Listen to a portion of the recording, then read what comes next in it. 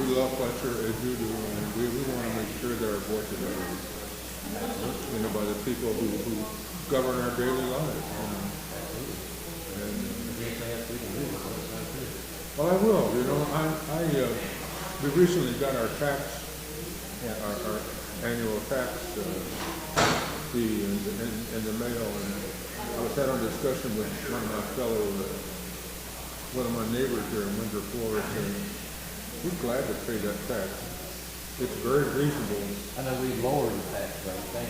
Yeah. To revenue neutral to offset the burden with the inflation of the appraisal that we come in, because the appraisal was crazy. Yeah. That appraisal was offered the sales of last year, and that was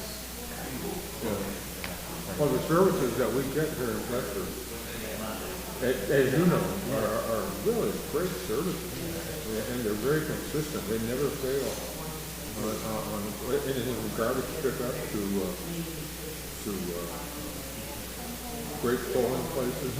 Everything is just awesome here in this town. I'll never leave, so I just want you to know that we're not just a bunch of complainers. we understand that, yeah. Okay. I live here too for the rest of my life. I know you do. So, I hope they plan to see us grow up here. One thing I miss with all that new development there, where you used to have your place. I'm still back there, that's my brother. Oh, you're still back? Oh, yeah. I used to see have to drive through that. I used to see horses back there. Horses would be pastured. Yeah, that's my brother. And I haven't seen them recently. Are they still there? No. That's what I thought. It's unfortunate. Yeah, that's my brother. He sold all that out and ran to Tennessee. That's where he's at.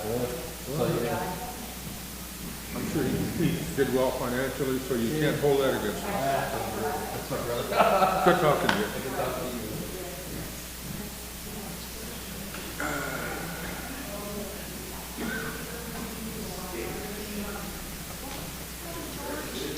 How you doing? Are you speaking tonight? Yeah. Did you sign up? Brenda hasn't speak. Oh, is it? You're not here yet, so. No, he didn't tell me anything. He didn't tell me, he was going to the beach for the weekend, but he's supposed to be back. Yes. You must have hit traffic or something. Yeah. Okay. All righty, Madam Clerk, we clear? Yes. All righty. We'll call this meeting to order, and we'll begin the evening with public comment. We have one person signed up, Mr. George Benge. The floor is yours for public comment. Yes, sir, just say your name, your address, and just keep an eye on that 3 minutes over there. That'll be your time. My name is George Benge. I live at 305 Mountain Alder Lane, Fletcher, Windsor Forest. I see on the agenda tonight you're going to discuss a resolution, possible resolution with regard to the cell tower issue. I thank you for that. We all thank you for that, for bringing that up for discussion. I don't have any prepared remarks tonight, which would probably be you're grateful for that. But I would like to do one thing is we've given so much of ourselves to this movement here in Fletcher, so much of our time and our money and everything that we have to give to oppose these cell towers, and we've let you all know exactly where we stand. I mean, there's no ifs, ands, or buts about our opinion on this issue, and we've stated them publicly and openly, before you all. One thing I'd like to do very briefly, if you'll allow me to, is to kind of take a straw poll of the council members who are present, just to see how you feel about the issue of cell towers in Fletcher, if that's permissible. Well, no, it's not, but I will say, from what I understand from my counsel, I don't think anybody wants to see the cell tower go on Windsor Forest. Okay. No, If that's correct. We certainly wouldn't be pursuing a resolution if we felt otherwise. Cell towers, I think, are needed. Okay. If you don't want cell towers, quit using your telephone. Yeah. I mean, that's what it comes down to. There's such a demand now for that 5G and stuff, but they don't need to be in subdivisions. There are other places that they can be put and accomplish the same thing without messing up somebody's front yard. And I think that, that opinion is probably universally true. Okay. And agreed upon with the council. Well, a number of us will probably be sticking around to hear that discussion, but just one final thing is I want you to know that on an advisory basis, you're going to be seeing a lot of signs going up at the entrances to Windsor Forest and also in front of a lot of the residences in Windsor Forest very soon. We've ordered the signs, and they're going to be professionally done. They'll look, like very nice signs, not the kind of homemade signs I was going to do. So that's just advisory. You'll be seeing those going up in the next few days, in all likelihood. Thank you very much. And I'll add one other thing that Sure. I did some research, and I thought it was a cellular company like AT&T or somebody that was driving this thing, but apparently it seems like this company, Crown Castle, they're the main customer. What they do is they go out and they buy the poles and they install them, and then they lease them to the other phone companies. So Crown Castle themselves is the main customer. I always thought it was somebody else, but it appears that it is Crown Castle. Good to know. That's the one person I signed up for public comment. Would anybody else like to speak? Sure. And sir, just say your name, your address. Graham Neeman, 229 Windsor Forest Circle. Thank you. Part of the rest of the Windsor Forest Drive. I was just curious with, have you guys advised Crown Castle, Robert, you just said, hey, not in a subdivision, we don't want it there. That's pretty much what I was going to say. I know from some other citizens in our neighborhood, residents have said, okay, that they know certain communication people over at the airport that could advise of 5 different commercial areas closer by without any tree interference that would be better for them. And then it wouldn't be in a is that something we can, in Fletcher Town Hall, advise, hey, Crown Castle, we're for you, but not in a residential community, hey, here's some other options. And that's what we're doing, basically. That's all. Yeah. But I mean, from what I understand, the legislation says they can do it if they want. I understand, So but that just needs to be reversed. we're trying to be nice with them to Yeah. get on their good graces too. Right. Yeah, but I'm sorry, sir, you're on Windsor Forest Circle. What was your address? 229 Windsor Forest Circle. Thank you. Graham Neeman. Thank you. that's been is there anybody else that wants to speak for public comment?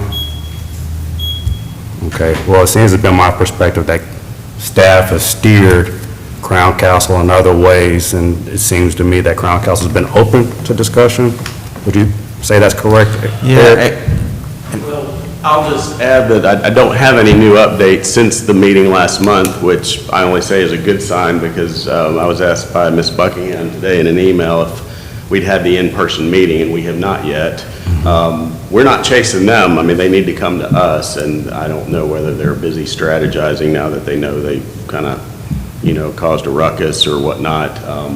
Mark may have additional comments on it, but I have nothing new. And so as of that virtual meeting that I spoke about at the last council meeting, they had only said they were in the design and location stage, and they have not submitted anything. They have not asked to place anything or anything like that. So. One last little thing. Can I? Well, since we're outside of public comment period, we will get into some more discussion, though. I'm going to continue on with the meeting. When we get to a resolution, I think we got more discussion on that item, but let's continue through. Yeah, I'll hold my comments till then. Sure, thanks, Mark. Yep. Moving on to updates from council, if there are any. I will say one update, I think the courts are great. I went by, shot some hoops, so they worked well. Pickleball players were out there the day one, so they seemed happy. So thanks staff and council. Do we have all the mechanism in place for the reserving the courts and so on? It starts this week on rec desk, I believe was the plan. But yeah, we did a soft opening, and yeah, I'd heard from Parks and Rec staff. People are using it this weekend, so it's They are. nice to see it. Went by today, and I saw a couple practicing pickleball, so. And there's signage out about rec desk at the park, right? Yes, yeah, you'll be able to soon then, if you want to reserve, and then we're going to try and keep some open times too, but that you'll be able to reserve the courts. I had a couple of comments. They're residential related. I had a resident contact me, and I think this isn't the first time that this has been mentioned. The red light at Rutledge is a great thing, but the issue that people are having off of Old Case Road is that people turn right on red, and sometimes a couple of residents have said they don't even slow down, they don't even stop at the red. They just see it red and they just cut through. And she said that there was almost a real bad accident that involved her daughter. And I keep thinking someone else had mentioned about that being an issue as well, because, so she would like some signage, and I think it sounds very reasonable if we could contact DOT, no right on red, right there on Fanning Bridge as you're going westbound, I guess, going toward the airport. So that That they, makes sense to me with that other funky road that's right there. yeah, because, the People don't way look it there. comes in, and she said people are just not even slowing down for the red. And then the other one was about the courts. Someone had asked, would there be sign-up sheets, and I said, no, it's first come, first served now, and it sounds to me like if it stays really busy like this, we might have done, we probably should have done twice as much a few years sooner, but I'm glad we've done what we've done, and I hope we can move forward to maybe add to it if necessary, so I'm looking forward to checking it out ourselves. I'd And that's agree. all I had. And I'm sure we'll revisit, as it's used. Yeah. Do we need to change the times that you can reserve or open play or things like that? Any other updates from council? All righty, moving on to item number 4, the resolution restricting location of small cell wireless facilities. Mr. Manager. Thank you, Mayor and Council. So, this is largely in follow-up to the discussion that you had at the last meeting, and I know Mr. Bench had suggested a resolution, and it seemed interest from council to consider this. So I took a stab at drafting something here in light of, I guess, the first biggest concern being the location of these facilities in our subdivisions where utilities are primarily buried underground. And then the second issue is to try and, as best we can, steer them away from not being in real close proximity, at least to residential structures, since there still seems to be a lot of concern about safety issues in the proximity of a cell tower to a home. But it's an aesthetics thing, and there's some concerns about safety. I have talked to, Eric and I have been trying to get up with our contact with Crown Castle, and she called me this past week because I had a question about who's the customer on this, because I think Sheila had asked that, and she wasn't able to disclose that at this point. She kind of thought she was, and they wanted to, I don't know why, wait for some period of time before, I guess it would be known who's the cell phone company on there. So the two things in the resolution is, well, first, trying to steer it away from our subdivisions where utilities are buried underground. And then the second is just a general comment on this, that this is a policy statement of council. It does not, it bears weight, but it can't compel Crown Castle, another company, or outright prohibit them from putting sell facilities in areas that would currently be allowed by law. I mean, we can regulate it to some extent by permitting, but the bill, at least as it stands right now, the law is pretty clear about it being able to locate it in municipal right-of-ways. So I think the good thing is I think they do seem interested in trying to make the most minimum impact as far as where they go. And I kind of get the impression they don't want to be somewhere they're not wanted, or, you know, where it's not desired, or people would be very, very upset about it. I do think that on some level seems of importance to them. Otherwise, I mean, Eric and I wouldn't have had the dialogue that we've had with them to this point, I think, if they weren't concerned about that. So I think, you know, people coming and expressing their concerns and opposition to this helps. I think it does. And we'll continue to dialogue with them and strongly encourage them to try and place this in, you know, it makes more sense in commercial areas or predominantly commercial areas or institutional, and I had some of that language in the first draft of the resolution you saw, but I guess we just kind of took that out to maybe not make it so specific to those types of areas. But, you know, the bigger point is, you know, can we keep this out where it's not adding a facility in a neighborhood where everything else is below ground? So I mean, that's, all right, discuss it. Go ahead, yeah. My concern is, why are we singling out subdivisions where utilities are buried underground? Why don't we just say, we don't want them in residential neighborhoods? That's exactly what I was going to mention as well, because because we don't know the health the implications. okay. I mean, I understand. If I can answer that, I guess they try and co-locate on other facilities, and if there's already a utility pole there, like an electrical pole, to co-locate on that, if that's available. Because, I mean, they're looking for places to put these. And if we try and say, you can't do it anywhere near any house, at some point, where are they going to put them?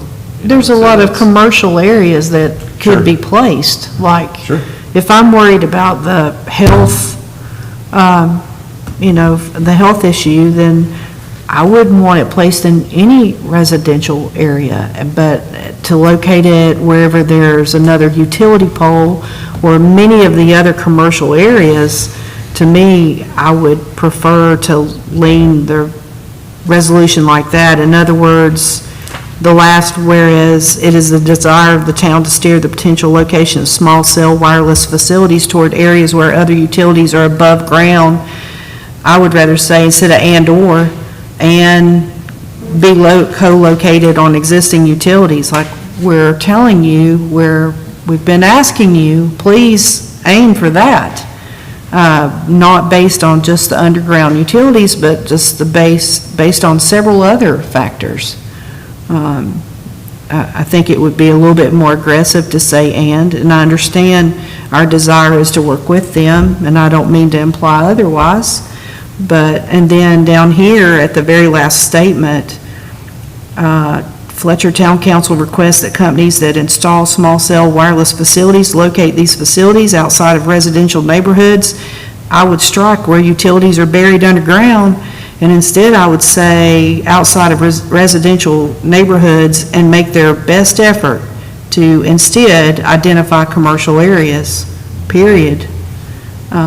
I had commercial in there, and then some of the feedback was to not make it that specific, so. Okay, well, I agree with Bob. I would prefer it to not sound like it's an option for any residential area. I understand that there's utilities on poles, you know, but there's strategic places that things can be put without being right in front of someone's home. do they typically mount these on like regular street light poles, or do they put up bigger poles? or- They can, they say that they try and co-locate an existing light pole. They do that in some places. Yeah, you know, some of this stuff is new too. Yeah. They haven't, I get the impression in discussing this with them, and of course, I know we can Google and do all kinds of research out there, but it's really kind of just starting getting rolled out now. I don't think they're in a lot of communities just yet Did they? doing this. All the more reason to set the pace how we would like for it to look in our small town. Did they give any? I would agree with the updates about the resolution, but did they give any feedback about how they choose their locations, what that process looks like, or no? No, Again, this has all been generated So no. based on very little information, but yet they had not submitted anything and only got in touch with us after we reached out on that portal that time. And, Yep. you know, not to detract from anything anybody saying, again, it's the statutes, Yeah. what's driving it. We talked with Joe Freak, the attorney, who says the statutes are pretty darn clear. They have the right to do the municipal rights. Yeah, I read it. It's clear. It's a little similar. They're I know this is different, but because it's so new and, you know, the visual impact and if there's health issues being close to residences and all that. So we've never dealt with this, but I guess another analogy on this, the power company, the cable company, you know, all these others that have ability to go in municipal right-of-ways, they don't consult with us about where they put these facilities. They never have. And I think there's a misconception that they coordinate all these things with, and they don't, with municipalities. Now, we can, about them cutting the road and making sure it's repaired back, right, you know, that kind of thing. But it's not normally how they operate. Sure. And it's kind of because they haven't had to, you know.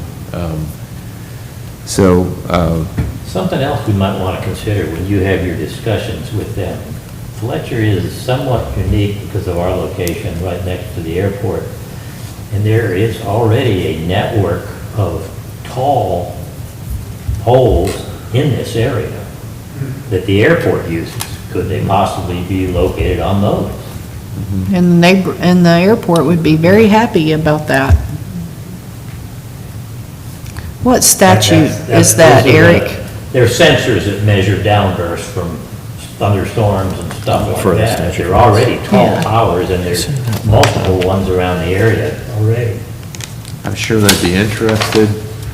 I That know would we depend were on the looking at it at airport. one time. so- I know the airport is very particular, yeah, about where you put facilities, and they, Eric, do you Yeah. recall which statute that was? If I were to talk to anybody in legislature about it, what would I refer to? Statute number off the top of my head.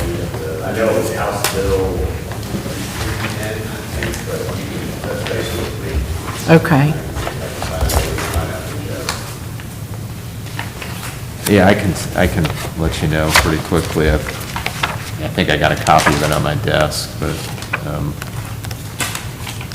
Well, I understand that towns aren't in conversation with Duke Power or the cable companies. I get that, but the radio waves from, you know, higher internet capability, I wouldn't want them near my bees if I had bees, and I definitely wouldn't want it to be a health risk, and nobody can give you a straight answer yet whether it is or not. So the further away it is from a residence, I think most of us would be happy about that. you know, when you ask them, they say it's been studied and it's safe, but, you know, Okay. we're not experts on, to debate this with them, and we just don't usually get in the middle of these, like, bigger health questions about utilities. You know, we can try and regulate it as much as we can, if we're by law, because you remember, we can only do things that are allowed by what the North Carolina general statutes say, and the people who decide what the general statutes say are state legislators, not local governments. So that's, There was some bright and clear stuff in there. I understand. Not giving, municipalities the right to establish moratoriums on this. During their kind of initial dog and pony show online, they said that these kind of facilities were meant to be rolled out at the neighborhood level to help spread the 5G technology. Not defending it or anything, but that's what Joe Freakus said. Basically, it was clear that the legislation was probably written by a lobbyist. So, it's like it was passed in 2017. It's just now finding its way here. And in essence, they're basically got the same status as a public utility now. So that's why it's like, we try and do everything we can, on the kind of diplomatic end. Again, I think we spooked them that they're not rushing to come talk to us, about placing these like Mark said. yeah, I think they're hesitant to want to do, like I say, go into an area where people don't want them there. And I think it would behoove them to look for areas like back to the commercial area discussion or others. It makes more sense in seeing that stuff in a downtown area if it's got to be something that's street level like that. And just remind too, if they end up, proposing them in DOT rights of way, then it's the DOT is going to be the entity involved with that, and we won't even really have a say-so in that. Well, I'm sure it all looked really good on paper, and in theory, it probably sounded great. Let's put the internet exactly where the residential areas are, that way they have direct access and all that, but, and I hear what you're saying about research, and I understand how statutes work, but sometimes they get it wrong. So, I don't know that, I'm not a doctor or, civil engineer or anything, but I'd really, before it goes in front of my house, I definitely would like to see what that research looks like, or someone give me some better confidence that it's not going to affect my health. So, This is just some of the struggle with dealing with rural states such as North Carolina. We're able to do the thing where all our power comes from the General Assembly. And I think lobbyists with deep pockets probably wrote this and are probably in the pockets of legislators, and therefore this was passed, and therefore these are the rules we have to abide by, unfortunately. And I think that's probably the blunt truth. And the league lobbied against this. Hearing from neighborhoods all over the state, Yeah. Yeah, and that's always been my position. I mean, we're going to do everything that we can, and we have. But I think the fact of the matter is we really need to be talking with our legislators to change the law, because we can't make this change on our own. They Right. have to make the change so that Right. we can't have this happen here. And I think that's the larger issue, in my view. And it is House Bill 310 okay, from thank you. 2017. What, do we have any other comments? I can make the revisions, per the discussion. Sure. Are we all okay with the Yep, revisions? If there's other things you want Okay. to revisit on it. Absolutely. So I'll do that and then recirculate that back to you and then have a updated version for Monday. Okay, thank you very much. Sounds good. Yeah, what was it? So we don't have the in-person meeting set up with them yet. They talked about some, we've had one main point of contact, Ann, her last name's escaping me, Ann Brooks with Crown Castle. We've been in touch with her, and she's the one I talked to on the phone the past week. And I gave her a heads up. I go, we're preparing a resolution because, our folks or our residents really do not want this in a subdivision like that, so our folks are making, I said our council's considering a very strong policy statement that this is where we don't want them or where we would encourage it to go, and we're hoping you'll work with us on this, so, and I haven't really heard much back from our legislators. I emailed them, shared a copy. It's been since 2017, I mean, I not even remember, and some of them have been coming off and on the General Assembly, but, and I got, you know, the legislative assistant from, I think, Senator Moffitt's office responded, but I haven't heard anything else. And I think, Sheila, you talked to Representative Baucom somewhere? Yeah. Okay. She was supposed to get back with you after she reviewed some things that had been pulled for her to research. Yeah. And if you haven't heard back from her, then I will definitely reach out to her. I'm sure, you know, statutes like that, you don't really think much about them until they wind up in your yard. So I really appreciate the resolution. I appreciate a little bit more aggressiveness on the wording at the end, and I know we can't do a thing about the statutes, but at least we can definitely let them know where we stand. Well, you all should let your legislators know where you stand. I think that Yep. the public opinion court, oh goodness, I'm getting tongue-tied, but regardless, they should know where you all feel. This was passed in 2017, and I don't think either of our state legislators, Senator Moffitt or Representative Baucom, were elected then, certainly not Representative Baucom. So they didn't do this, and they're responsive to the town of Fletcher, and I think they're responsive to residents too.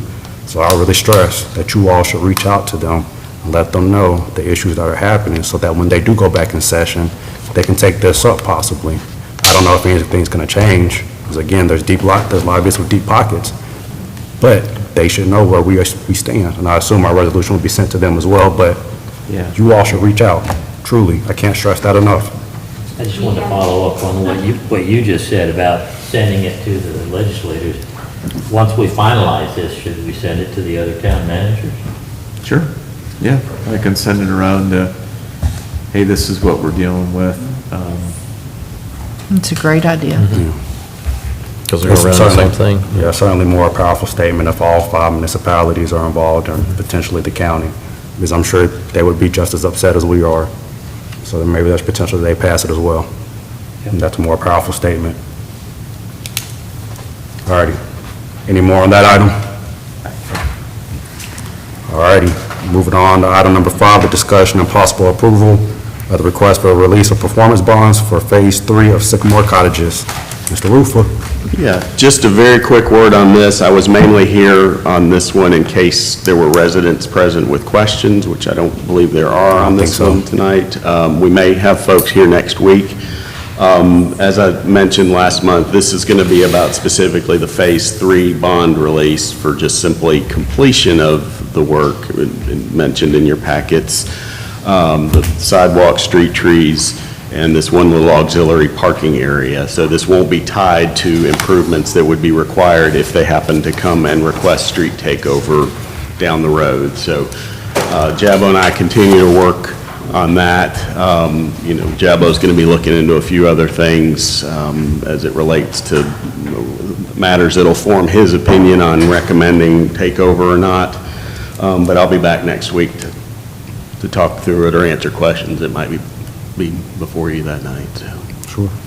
Do you have any questions? Anything tonight? Do these maps indicate that the sidewalks aren't installed yet, or am I reading? That was what was submitted back when the bond was Originally requested. Gotcha. So that, I just attached that sketch again to represent the work that was covered under that bond.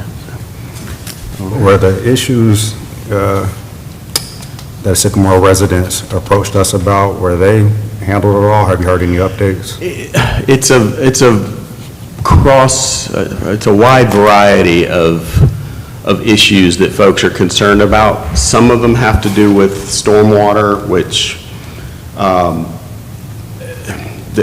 there's concerns over the stormwater stuff that was covered under Natalie at Barry's review with the county permitting review entity for stormwater, like the ponds needed maintenance, which they're doing, and there's a few other technical things that I can't really explain very well to you that are being corrected. Yeah.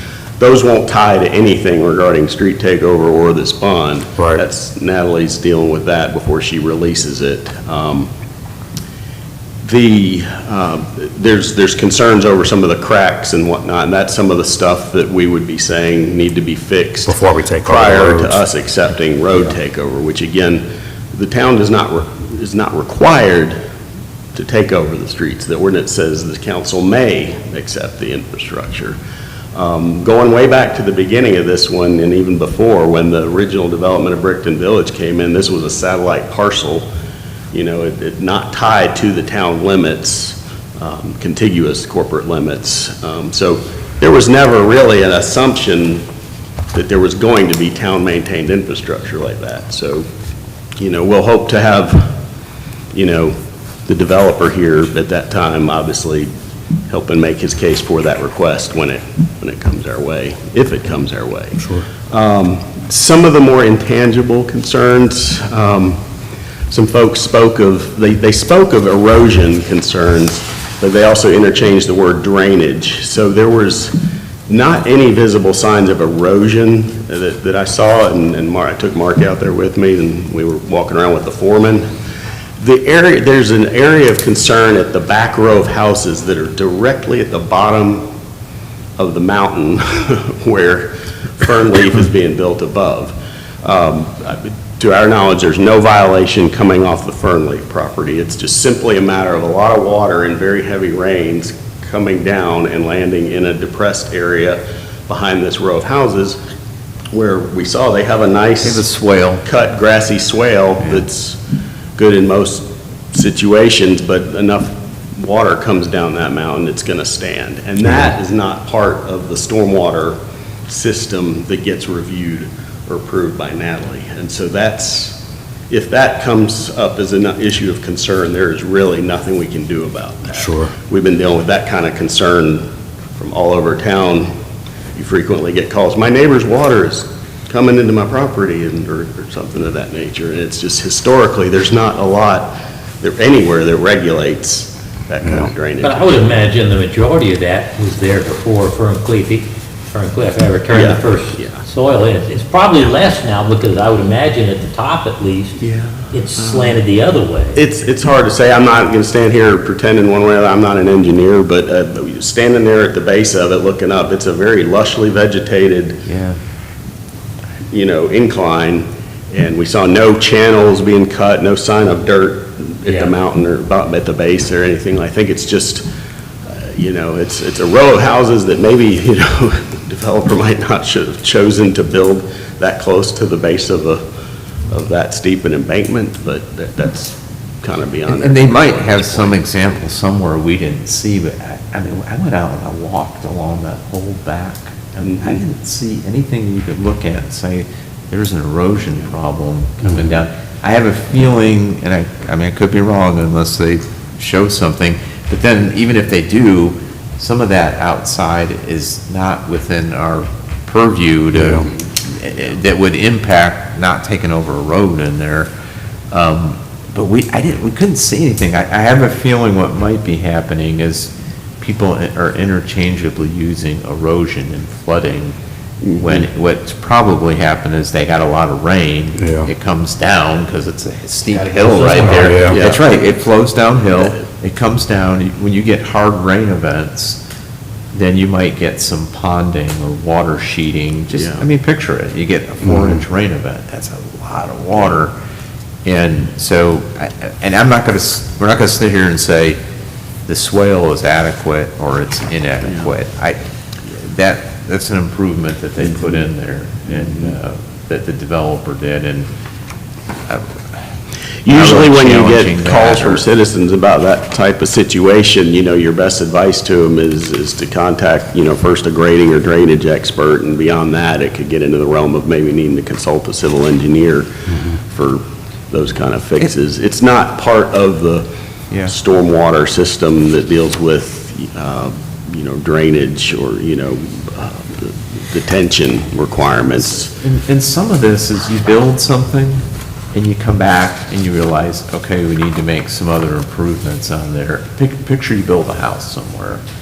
Like I built a house once, in another part of the state. You don't realize, once it's done and you've done the yard, there might be additional improvements. So Put the water, swale in the wrong yeah, place. yeah, the water Yeah. needs to slope off better. after really hard rains, and you do that. So there, it may be they need to improve the soil back there. But there again, that's Things not, like that. that's not a responsibility of the town to do that either. Right. We don't inspect that. We were out there making our rounds with the foreman, and somebody actually drove up to us to express frustration about the drainage right behind their house, and so that's right before we went and took a look, and, I mean, and we understand the picture. That one's just gonna be a difficult one to. But sometimes the navigate, so. homeowners have to take some responsibility. I mean, it's kind of like when they built those houses in Wildwood Gardens right on the creek, and then they're surprised when things flood. Yeah. So, but I'll be back next week for other questions that come up out of left field or anything we haven't heard yet, and just be as prepared as we can to address them, so. So you're saying all the trees, I'm so sorry. No, go ahead. You're saying all the trees and the sidewalks and everything is in place? They've done the work that was covered under the bond, you know, we walked and looked at the sidewalk and the trees and whatnot. He was counting trees Yeah. and we looked at the sidewalks. I mean, it's in place. So, Is there a certain amount of trees you're supposed to put in these residential? I'm just kind of curious. it's not, there's certain spacing approximate, and sometimes we'll work with them on, you know, tweaking locations based on a utility or this or that issue, so, but yeah, it's, you know, it's a certain amount of spacing, and we've had a challenge, you know, in some of the earlier phases, like, because we heard, you know, we've got the tree requirements, but in that kind of area with common area and whatnot, some people just don't want the trees, and the developer was kind of saying that like in an early phase, and I said, we got to put them in, and then I'm not going to be roaming, you know, like a SWAT team looking if somebody takes the tree out, so I have a sneaking suspicion that a few from earlier phases have been removed at some point, but that'll be probably more of a homeowner association type concern. And that's all our responsibility. They submit a plan, and then we make sure it's done at that time, and then it's their responsibility after that. So if they've checked all the boxes, would y'all be comfortable, oh, I'm sorry. Oh, no, just the last few times, we've actually had these bond releases on consent agenda. That's what I was going to suggest. I just had placed it as a regular item because we were We had getting. some discussion, yeah. You know, in theory, if we could probably just leave it as a regular agenda item in case we have the, you know, the questions come up, and, because if, you know, we place it on consent and then a bunch of people, then you might then have to make a motion to say, let's remove this from consent, and so let's just, you know, if it's straightforward and we don't get a lot of, you know. We leave it as a discussion item. Yeah, That's I fine. I mean, you don't have a terribly long agenda, and just in light of what Eric said, it might be better to leave it. Yeah, that's no regular, problem. you know. I don't know what we did. We had two folks show up last month that Yes. said they were speaking on behalf of a number of residents with concerns, so I don't know if it's going to be a lot of folks or a couple of folks, but Yeah. we'll be prepared. I think that specifically referenced the bond, so I think that's probably the correct Okay, way ahead. all right. Any other questions or comments? Nope. All righty. Thank you, sir. Thanks, Eric. All right, item number 6 is the update from the police department, but I don't see Chief Terry, so I'm assuming he'll be here next week? Yeah, he'll be here next week, and there's an outline in your packet, and what I asked him to do is, and, you know, this is partly in response to, you know, a complaint that we received from a resident of Windsor Forest about speeding and traffic enforcement on Fanning Bridge Road, which the police have been, and they've been doing traffic enforcement there, and even beyond what the inquiry stated, that they may not be aware of. But, you know, rather than just respond to that one issue, or that one request, I thought it might be helpful to, because we got to look at this from the bigger picture. I know when, you know, I'm a resident, and I've got a problem with speeding on that road. That's what's most important to me, and you know, we respect that when we get these complaints or requests. But, you know, we've got to look at traffic enforcement from the town as a whole and how we're handling this. Because, you know, we're not at the level where we can have multiple officers just assigned to do traffic enforcement, like a whole shift or half of a shift, or we're not and they're doing it in different places. So I wanted to have him come and talk to you about how are we handling traffic enforcement right now? How do they do this? Some of the activity that's been occurring, so some data, and then also speak to, where do we want to be with this? Some of the performance measure stuff that they're working on relative to this, and so to get you that perspective, because I know there was a request that, for council just to decide how much traffic enforcement should be on, and not that, you're more than entitled to give that input or direction top down, but to trying to discuss how we're handling this as a town overall, with other traffic enforcement, and prioritization and et cetera. I do really appreciate him sending out that data of last monthly summary. Yeah. That shows me that they are very busy, and they've done not just traffic stops, but they're doing their job very well Yeah. with all the crime going on, Yeah. so. Thank you. Yeah, Chief does, I think, a very good job of Yeah. putting some good, quality information, data for you and tracking it comparison-wise, so it's good information.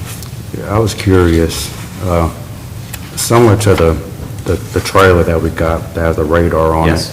I was driving on Hendersonville Road, and kind of near Biltmore Forest, there's this direct feedback sign, I guess that's what it's called, that's fixated on the speed limit sign. It's about the size of the sign, just below it, and it shows you how fast you're going. Would it be possible to get a permanent one of those there on Fanning Bridge Road? Would that be up to DOT to do that? Yeah, I mean, we'd have to get permission from DOT to put it in their right of way, and I mean, we could ask, and I don't know if they do that on like primary roads. Okay, Like I knew this was like Fanning Bridge, but a permanently fixed yeah, radar? yeah, you're talking Okay. permanently fixed, yeah. I don't know, I mean. It's hard to usually- say on Fanning Bridge Road because it's a long road and it's got a bunch of different grades, so the speeding could be, much worse in one place and not as bad in the next place and then worse in the next place. Yeah. I will say, it makes me take pause when I see it. I Yeah. think they're effective. Well, I'm so used now to the police being down there in front of the quarry, as soon as I come over that hill, my They are on the quarry, yeah. comes off the gas.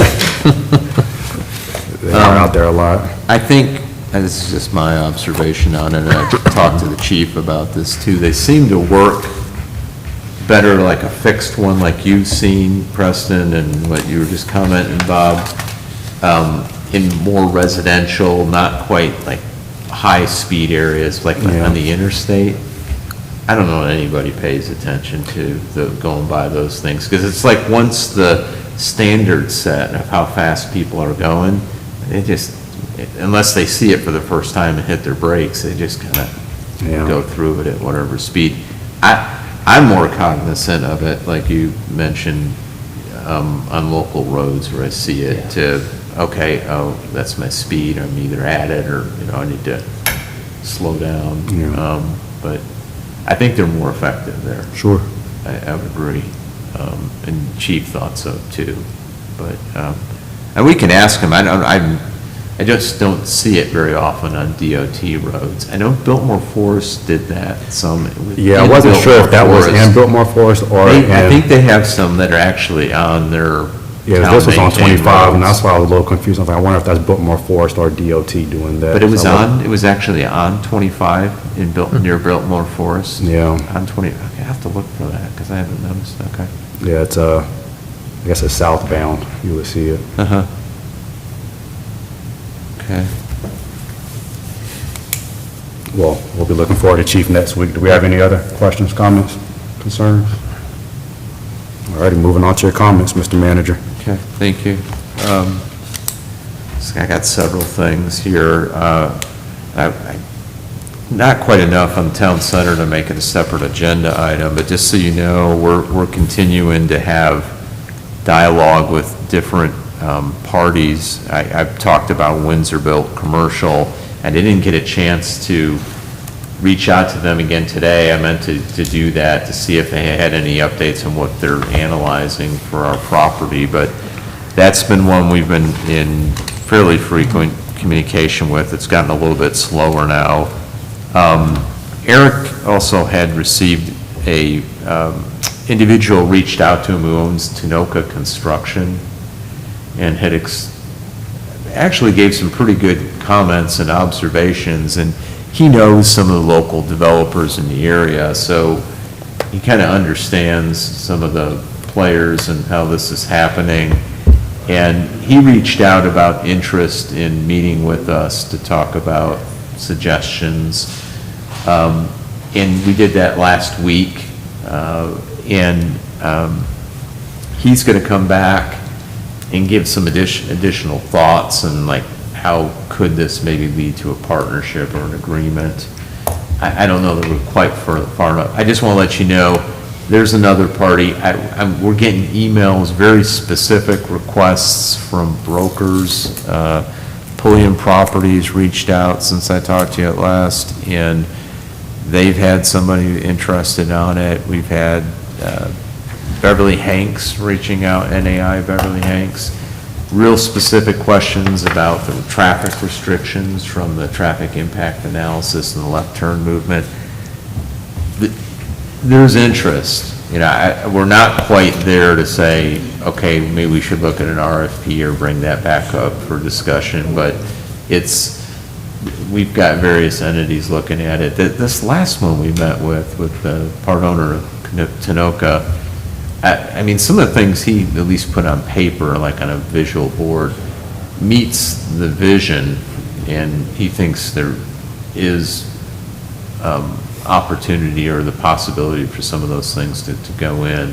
And we've been sharing with all these folks what the plan was, the agreement with the Waddells and with Lewis Real Estate Group, so they can see something that was approved by council that kind of fits the vision with commercial and a little bit of residential in there.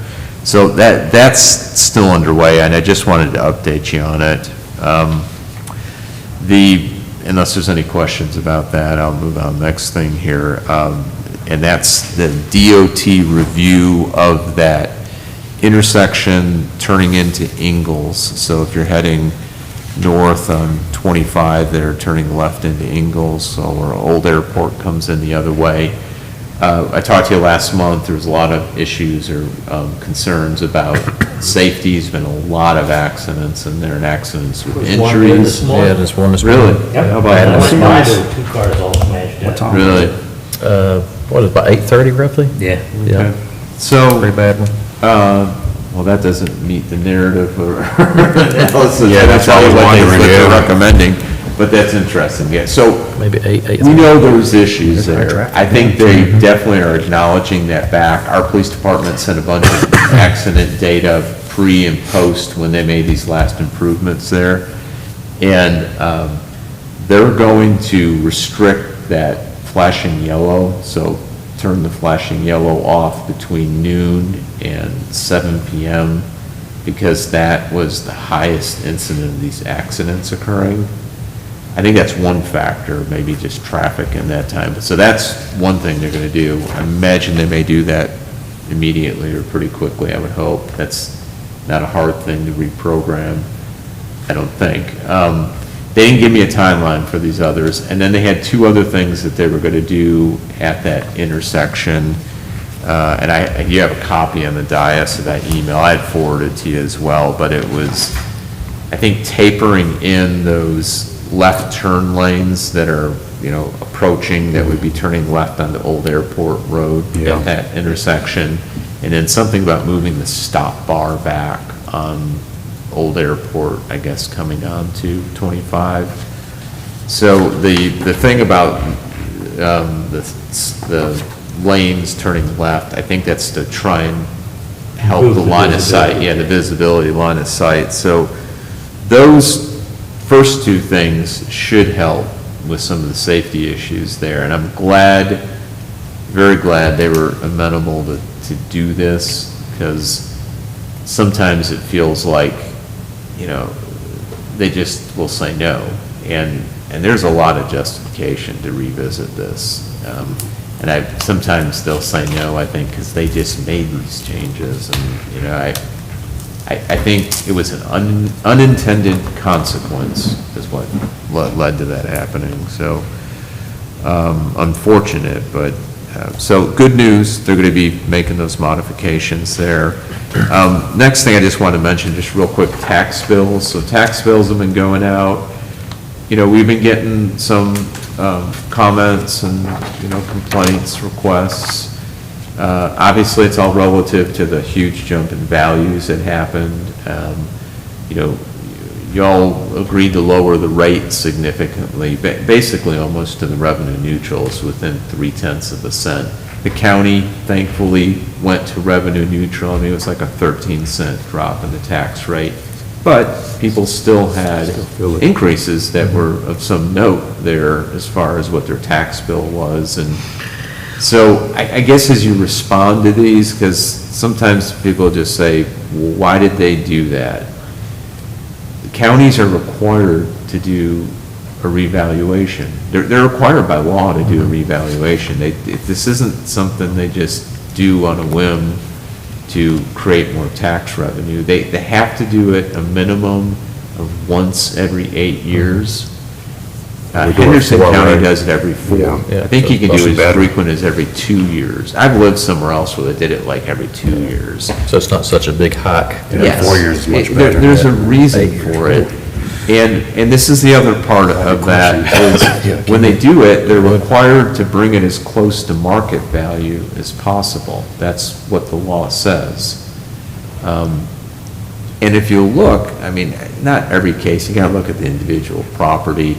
They still typically don't come right up to market value, because a lot of people, let's face it, can go and sell their home or their land for more than even what the latest assessment was, which is an increase. So they're supposed to get as close to market value, that's by law. They have to do it a minimum number of years. So that's just, I mean, it doesn't, you know, we want to be sensitive to the fact that people's tax bills have gone up, and for some folks, it's a lot harder than others to pay for that.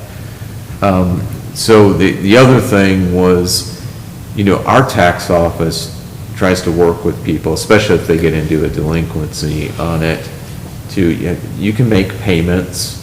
Now, you know, it's all due by January 5th without getting penalties, but if people want to make payments or try and divvy that up, you don't have to pay it all at once. You know, if it's not being escrowed, if you have a mortgage and it goes in an escrow. But that's one way. There is the homestead exemption.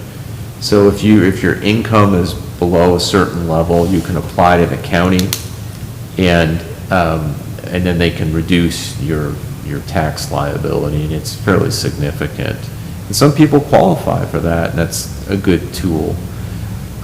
There's a disabled veteran part of it, and it's the elderly and disabled homestead exemption, and there's a piece for veterans in there as well. But you got to be below the income threshold to qualify, whether you're 65 or older, or a disabled individual. So those are some other tools that someone might qualify for, and they didn't even realize it, and that could help them get a lot of tax relief. And the other thing, you know, not to be insensitive, but you don't raise taxes every year, so there has been no increase for years, at least back 4 years. And, you know, we're dealing the effects of inflation as well, as far as the cost of services, so it hasn't gone down, unless we, you know, want to compromise something with level of service. So, and we're trying to look for ways to save money all the time, and we need to, you know, as an organization, staff here. So just some thoughts as because I'm sure you're talking to people out there, and sometimes it's hard to have that conversation, and those are just some of the reality of what we're dealing with, and kind of how the values are determined. And you can question, you can appeal these things too. There is a mechanism for that. Doesn't mean you're going to win your appeal, but, so anyways, I just want to share some of those thoughts as we deal with it. I know you all talked about the courts project. Thank you for making the effort to fund it, to help us get it done, and it's great to see it open, and so I think the community's really going to appreciate it, and already are. The sound walls on I-26, so I'd mentioned you had to do this ballot for the impacted residents. That mailing is supposed to be going out this week, and then we're going to follow up. Susan in our office has drafted an email out to those residents to kind of extra communication that, hey, make sure you fill this out and send it back in. And if we don't have an email, she's phoning them,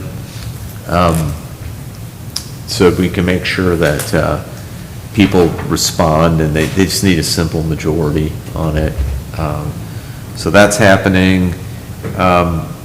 I don't know if y'all were aware, I just had two more quick things.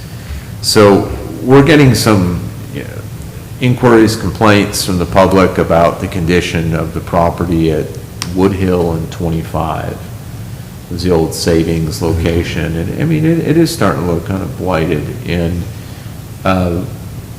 Eric has reached out to the property owner because it was supposed to be a Dodge's convenience store, and that was the last we've heard. They were working on it, and they have since withdrawn from that project or use, the property owner. And the reason is DOT is making them put a traffic light in there, and I guess that's too much of a cost contribution for them, so they're withdrawing. So I know the folks who don't want a convenience store, that may be a victory right now, but there's also a cautionary tale in here with DOT making things so restrictive as far as commercial potential. I mean, we're running into it here with the whole town center project. They're really tough in Division 14. So, so the complaints were about the look of the property, and of course, a convenience store going in there. We couldn't really stop the convenience because it's allowed by right, by zoning. But they do want, the property owner wants to level the site, wants to do grading on there, which will improve the appearance till it's sold for something.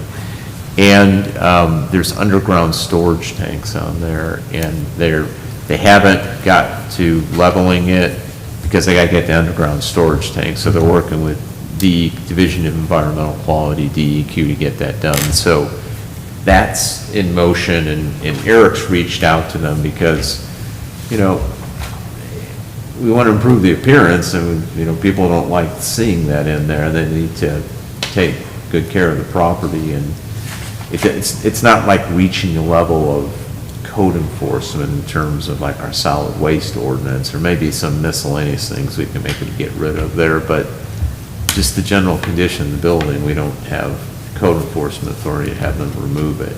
So Do you know who the owner is of the property? I don't know the name of them. Eric does. They're out of can look it state. up. I think they're based out of Mississippi somewhere. But A long time ago, it used to be like a little curb market. yeah, For years it was. yeah, That would maybe be a use that would be interesting to think about for the same corner, yeah. seeing as how it has some issues as far as what's underneath the pavement. Yeah. I know a farmer's market, there's been interest. I can't believe Fletcher doesn't have a farmer's market. I mean, Exactly. It all these should- other could be places have there. farmer's markets around here. Or so, maybe on the yeah. corner where Dotson's used to be years ago, on the Yeah. corner of Howard Gap and 25. Yeah, That empty lot would be a good spot for a farmer's market, or either the one at Wood Hill, and that's where it was back in the 70s, I guess. yeah. If that was something that we could team up with some local farmers to make happen, that would just be so interesting to, Right. because everybody always drives in town, or Mills River, farmer's market there. It's a good idea. I Yeah, mean, we could have a farmer's market in the parking lot here, but the only trouble with that is it's out of sight, out of mind. You almost need something that's got more Yeah. visibility. well, and I'd mentioned at one time when we had a farmer that was looking at the property at Meritor, talking about, I don't remember, it seems like there was one time a mushroom farmer that was, never heard any more about that, but I thought, if we could partner with someone like that. You're talking about the truffle farm? Truffles, yeah, that's Yes, what it was. yes. That would have been neat if we could have done a farmer's market there on that property, but we've got lots here that maybe we could help make that happen if we spoke with the owners or whatever. Just the last thing I was going to mention, we're going to do, not a shred day, but Public Works is going to have mulch out there. We've run into the problem of getting rid of the brush. We used to chip it as they'd pick it up, and then we went to the knuckle boom truck that loads it in the back, and then you gotta either dump it and chip it, or take it to somewhere that'll take it off your hands. And Caisson Builders used to be our location to go, and we could just dump it there, and they put it in a tub grinder, and they took care of it. And they've been the machine down, now they're trying to get re-permitting, and so we're trying to look at other ways to, how do we get rid of this, what's most cost effective, at least for the time being right now, because it's accumulating there faster than we can get rid of it. Right now, we're gonna get a tub grinder back out that grinds it all down, so it's a much smaller, somewhat manageable pile. But looking long-term, either getting back to Caisson or going somewhere else to get rid of our brush. Because the more we move it and have to handle it again, it just increases the cost to do those things. I actually was gonna even reach out to some of the other municipalities and see would they be, if it's cheaper for them too, to go right to a Caisson or someone else, as long as they had the volumes of material coming in to chip it. And so it's just, so Saturday, they're gonna have a free mulch pickup. This Saturday, right over there by the other side of the green building, and we'll get information out to, so I just wanted you to know, if you know anyone who needs mulch, and they'll load it into your vehicle on Saturday. Christine, do you remember the time on Saturday? Did he say? I thought it was 8 to noon, but I'm not sure. I know Heather posted it on Facebook Okay, today. all right, we But I can didn't look see on it it, at the yeah. time again. Yeah. We're gonna do a robocall. I think he's gonna put a call out, or we'll get a call out. I think we did one last time too, but yeah, we're trying to spread the word, so we'll put it on social media, the robocall, et cetera. And that was all I had. All righty.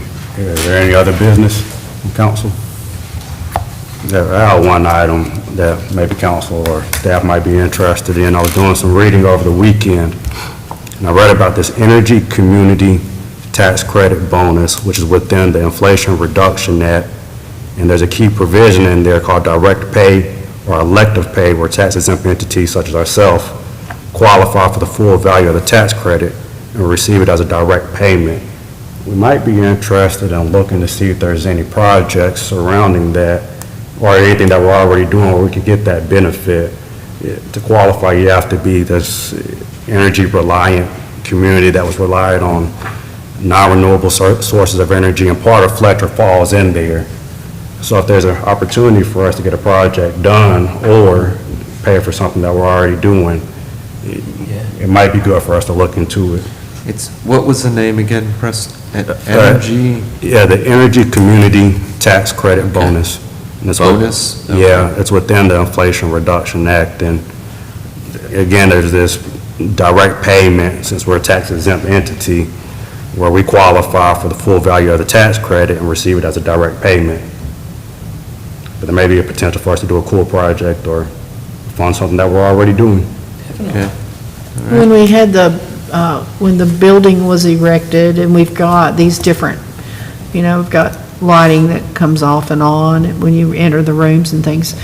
In other words, did we not qualify for some energy credit based on the partial green building that we have, or were we considered enough compliant to that to brownfield? qualify? I'd have to look into that and see if, I don't know if we did enough in the building. I mean, we have a lot of things that are energy conserving, like the sensors, and you leave the room and the lights go out, stuff like that, so maybe that might be enough. We tried to do, when we were bidding it, solar panels, but because the bids came in so high, that was something that was struck. But we might, I mean, there might have been enough. I mean, we tried to put everything that was as energy efficient technology-wise then, short of not having solar panels. Do we have smart thermostats? Yeah, they come down. They, well, Like at 9 o'clock or something, they drop down a little? I mean, our individual thermostats don't work the best in a lot of zones of the building, but it's programmed for the, in the summer, the cooling to come down in the evening and then Right. come back up in the morning, and then same thing with heat, once the heat's going. So yes, it is programmed to do that. It's always this tough balancing act to get it right, because a lot of people will be cold and someone's like, oh, it feels great. People in the same office are fighting back and forth. We actually fight more with it's too cold in the building. I mean, it's pretty chilly in the air zone. So, but then, police department, they like it really Yeah, cold. they got all the Because they stuff. got, a lot of the officers have if they're uniform, they have the vest on, or probably the detectives too. So it's, Public Works thinks it's great, but they're hot because they're coming in here and in and out, so All righty, any other business? All right, seeing none, is there a motion to adjourn? Make a motion? There's a motion to adjourn, is there a second? Second. There's a motion and a second to adjourn, is there any discussion? Seeing none, all those in favor of adjourning say aye. Aye. Those opposed? We are adjourned.